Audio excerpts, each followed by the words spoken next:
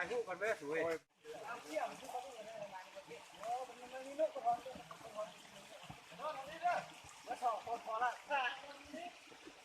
เอาจวดเด้อ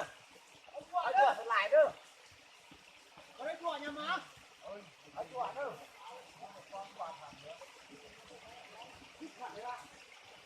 พูดนะแม่คนเดียววันนี้แหละส่งคนทำวันนี้เดี๋ยว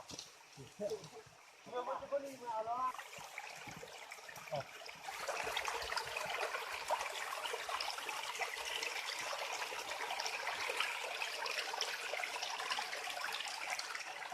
เขาตากันนอนอยู่ในวันนี้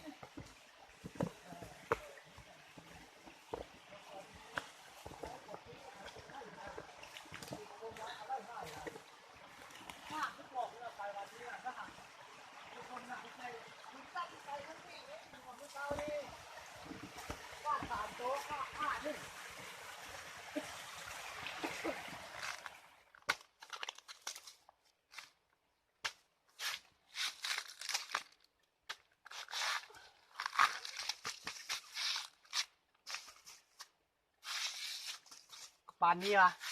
ป่านนี้กี่เด้เอาอีกท่าหนึ่งวันนี้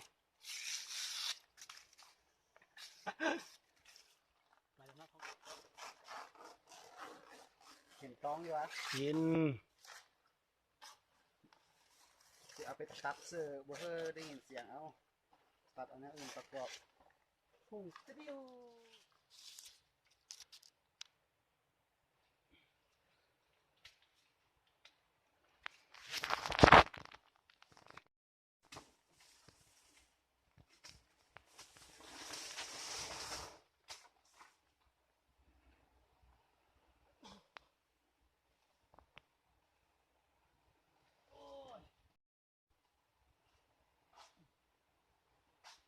จะไปกระเลิมมันอ่ะนะนี่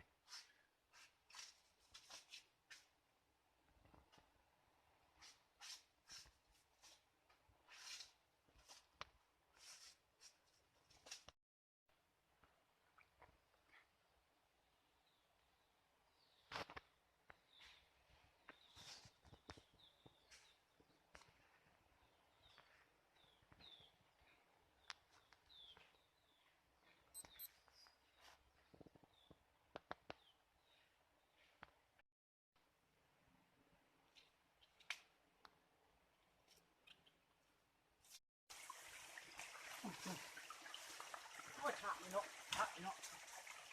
เดี๋ยวแล้วนี่ดิโอ้ขาดติดนี่ติดแล้วนี่อันนี้เดี๋ยวจะนี่ตีมีมาตอนขึ้นไปคือว่าไก่ได้ไก่ป่ะลงบนทางก็ได้นี่เถื่อก็นี่ก็ขึ้นมานี่นี่ก็ขึ้นทางนี้แหละ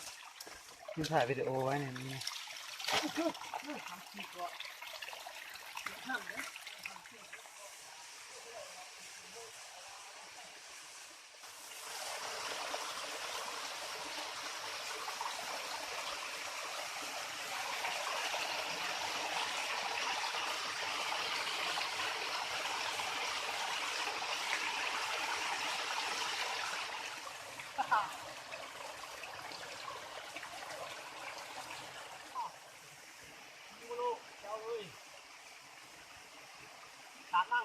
มันยามนอน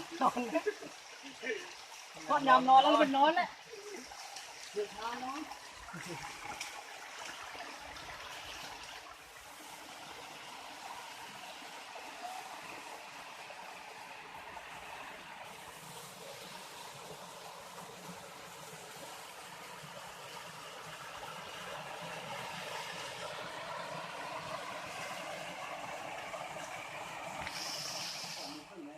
4 โมงครึ่งแล้วเด้อ